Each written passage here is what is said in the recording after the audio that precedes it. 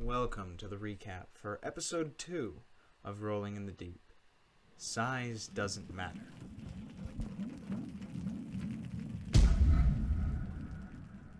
We open on Oddwood shores, finding the group of unlikely compatriots ejected from the waters in the strange whirlpool. After a moment or two of mulling about, they eventually spot the black-robed book wielder who stood by them during the ebony geyser in the center of town. Upon having a conversation with this man, the group managed to glean that although they had spent 4 hours of their life in that strange, confusing, aqueous structure, they were merely gone for a half an hour, and that 15 minutes ago, the tower that they had once entered into had collapsed into the ocean. It was in this conversation that Janada, the Dragonborn, had transferred his vision of this strange three-headed being to Martin. He showed some signs of familiarity with the strange head with 3 eyes vertically lining it, and said that he would look into it and that the group should join him at a later time. Now, with some time to wait, almost all of the members decided to join Ed, the half-elven warrior, at his domicile for some refreshments and just to recuperate for a short while. Meanwhile, Nails, the Triton warrior, stayed on the shore and waited for the time to pass. It was during this time that Nails was joined on the shore by others. They were strange and very suspicious individuals, as they were all wearing clothes that were meant to conceal an identity. Several of them started showing up, and as an hour had passed since their arrival on the shore, there were 6 of them.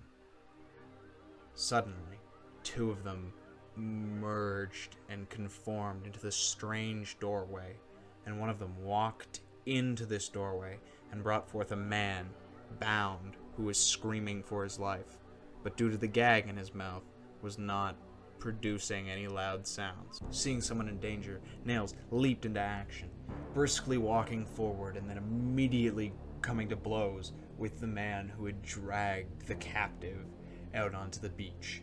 After a brief interaction of some failed magic and just some strikes delivered on the cultist, he backed off to an area further along the shore. And this is when the cultists created this strange purple globe around them to prevent further interruptions and began a chant. Seeing one of these aforementioned failed magics skyrocket and create this streak of just energy into the sky, the group headed immediately back to the beach, knowing that something was off. As the group reconvenes with their ally, they see this strange orb and they could hear the chanting on the way over, and they release a salvo of projectiles, be it energy bolts, crossbow bolts, or a few javelins in occasions. As the cultists inside do not let up their chant, eventually the orb shatters and comes to a full-blown conflict as most of the melee units of the group close in and begin to attack these cultists. Meanwhile, the Dragonborn is loosing projectiles from afar and eventually gets struck down by 2 very powerful bolts of lightning from some cultists. After an exchange of blows, eventually the cultists cease their chanting, and this strange white bleached coral they brought out with them and laid on the ground is interwoven into the bound man. It does not penetrate his skin, but moves through it, almost as if his skin was a liquid membrane and there was nothing physical preventing this coral from moving through. It went in and out of the body, wrapping out, coming out of the neck, going in through the eyes, coming out of the mouth. Eventually, this man, bloated with rocks of bleached coral, has these white tendrils, these razor-sharp, fairly thin tendrils burst out of his shoulders, and he begins to come to blows against the party, delivering just aggressive attacks with his now rock-filled skin fists directly onto the half-elven warrior.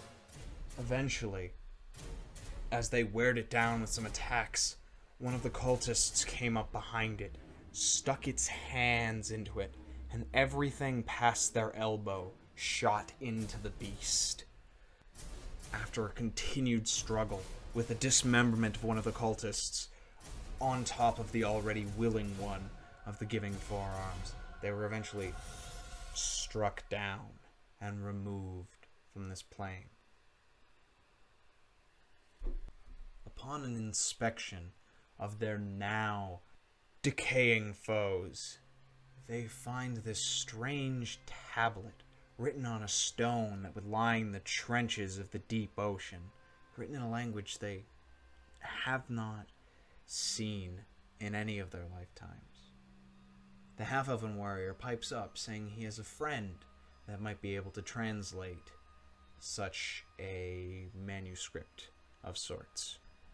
They head towards this friend as the Goliath warrior picks up the strange sack that once held all the wriggling, seething coral. And they proceed through town and eventually arrive at a small hut just on the outskirts of town. The half-elven warrior's friend manages to decipher the tablet, doing so by taking it and having strange protrusions from her head go and run it over as if it were a blind man reading Braille. The tablet was a letter from a man named Thickwid, and it detailed a great event, and once this event had passed, they were supposed to bring the colophon to Kithrin Lake. After visiting the half-elven warrior's friend, they returned to the courtyard that had erupted with this black ichor and entered the Museum of the Unreal. In this museum, they were greeted by no one except for the bones of a two-headed shark, which looked down upon them as it was mounted to the ceiling. They had a brief encounter with a receptionist who pointed them in the direction of Martin's office. In Martin's office, they displayed the meat sack that they had brought and disclosed the information of the occurrings on the shore. Their reward for this information was that strange, three-eyed creature was an aboleth, a creature of old, known for its psychic manipulation and hatred towards all that has come after it. They also inquired about the Thickwid, the man who had conceived the tablet and had delivered it to their previous combatants of the day. Martin knew nothing of this colophon or of Thickwid, but what he was able to tell them is the location of Kithrin Lake, which is the lake of the town of Kithrin, which is merely a day's walk from Oddwood. The only notable thing about Kithrin is that there are stories of a guardian there, but Martin could not discern the specifics of said guardian, only that a legend existed, and that legends should be heeded. It was after this they went and briefly investigated the hole that the black Icarus pillar had once sprouted. After a brief study, they headed on to a tavern and had a nice meal. It was here that the half-elven warrior, Ed, had decided to stay in town for a while, as the group prepared to walk to Kithrin Lake. The journey was fairly uneventful. except for an interchange that the half-elven, drunken man had with a strange, deceptively small humanoid creature with antlers. It watched from a nearby tree, and after a strange display, bolted, showing its long limbs as it displayed a stride between the tree limbs. As they arrived at Kithrin, they were greeted by the town's hills and gentle trees. The town is a series of cabins strewn around the lake, with a central store and then a mayoral longhouse behind it. After a brief exchange of goods in the store, they headed on and had a conversation with the mayor. He was a chipper young halfling fellow who revealed to them that the man known as Thickwood was in fact staying in the town of Kithrin, and he informed them of his location. As they went to the disclosed cabin's location, they were met with a strange sight.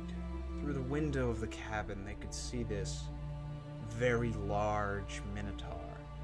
Large in the sense that he was above 10 feet tall, and in the fact that he was morbidly obese. This minotaur sat in a chair that struggled to contain him, sleeping in the cabin.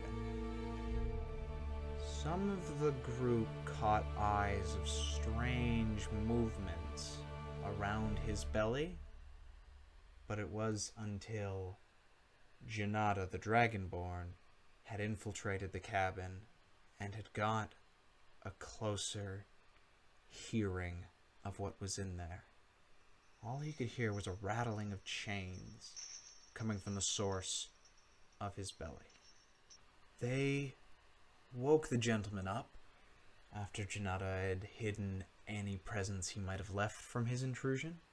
He struggled to get out of the chair and struggled even more to walk outside of the cabin, as the doors were not meant for things of either of his sizes.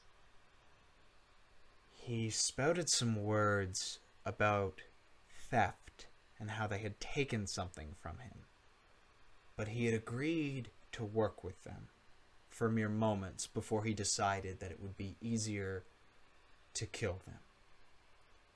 Immediately, with a strange slap of his rotund gut, this dress and chains shot out of this strange cavity that was created. Inside of the cavity were many dark root-like teeth invading into the open air, and the dress filled with chains took the form of a flowing humanoid without any body. It was the clothes, the chain under, with scimitar-like blades coming out of the wrists, and with a strange red orb where the head should have been. Combat immediately erupts. This giant minotaur is using a strange club he has pulled out of the maw in his gut. As he swings around, doesn't really do any significant damage, as the group just kind of beats him down, evading the dervish created by the bladed hands of the chained dress. They managed to scare this large minotaur, and he attempted to burst through the cabin. He shattered the doorway as the drunken man punched in the back of his knee. Nails, the Triton warrior, stabbed him in the back, slowing him down. And Blandis, the Goliath, split his head like a melon with his mighty great axe. Things should have ended there. but the chain being shot into his stomach through his back rustled around in this flesh bag filled with these black spikes, which, as the gut shot out of him, this sack travels and shoots through the other side of the cabin that Thickwit attempted to escape through, goes directly above the center of Kithrin Lake, and plummets to the bottom.